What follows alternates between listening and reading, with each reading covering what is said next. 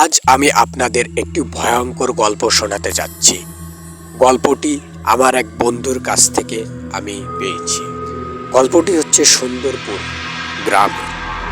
নামটি শুনে সুন্দরপুর মনে হলেও বাস্তবে গ্রামটি ছিল বড়ই ভয়ঙ্কর। রাত হলে কেউ বাড়ির বাইরে বেরোনোর সাহস পেত না, নদীর ধারে কেউ যেত না, বিশেষ করে সরকারি সেই কোয়ার্টার বাড়িগুলোর আশেপাশে তো নয়। রাহুল নামে একটি ছেলে নতুন হাই স্কুলের চাকরি পেয়েছিল। সে সেই গ্রামে শিফট হলো। সেখানে চাকরি করে সে সেখানের একটি কোয়ার্টার রুমে থাকা শুরু করলো।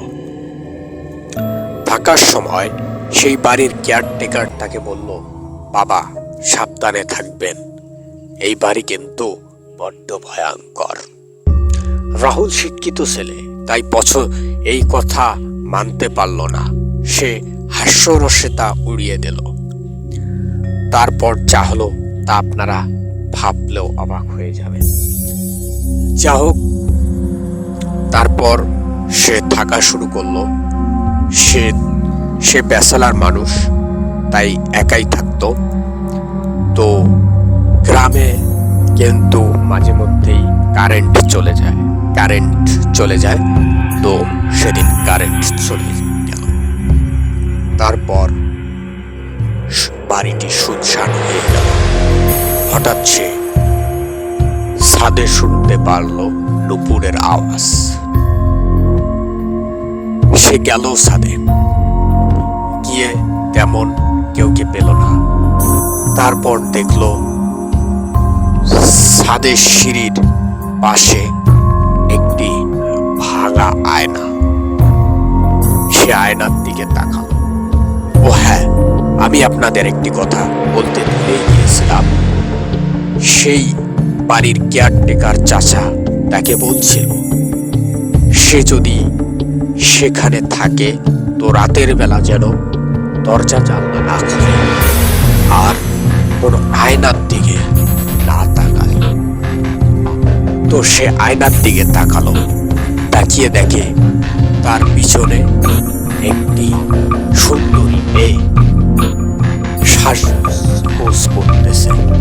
ঠিক তার পিছনে সে শিউরে উঠে পিছন দিকে তাকালো। তাকিয়ে দেখে কেউ নাই। তারপর সে আবার সেই আয়নাটি তাকিয়ে দেখে মেয়েটি সাজতেছে। সে ভয়ে হতদম্ব হয়ে ঘরে ফিরল। তারপর এভাবে তার প্রথম রাতটি কেটে গেল। দ্বিতীয় দিন সে সেই চাচাকে বলল, চাচা এটা আমি কি দেখেছি চাচা? চাচা বলল, 20 বছর আগে এই বাড়িতে একটি মেয়ে থাকতো। তার স্বামী ঢাকায় থাকতো, সে এখানে একা থাকতো। একদিন সে আয়নায় সাজগোজ করছিল। ওই সময় ডাকাত এসে সেই বাড়িতে আঘাত হানে, সেই মেয়েটিকে হত্যা করে। তারপর থেকে এই বাড়িতে আর কেউ থাকতে পারেনি। এভাবে চলতে চলতে এখনো আছে।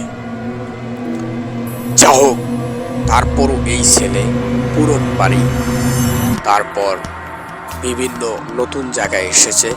এসব স্বপ্ন বা এই ধরনের বিভিন্ন বিষয় ভেবে এই বিষয়টিকে সে উড়িয়ে দিল। কিন্তু বাস্তবতাকে তো কখনো উড়িয়ে দেওয়া যায় না। ঠিক তার পরের দিন রাত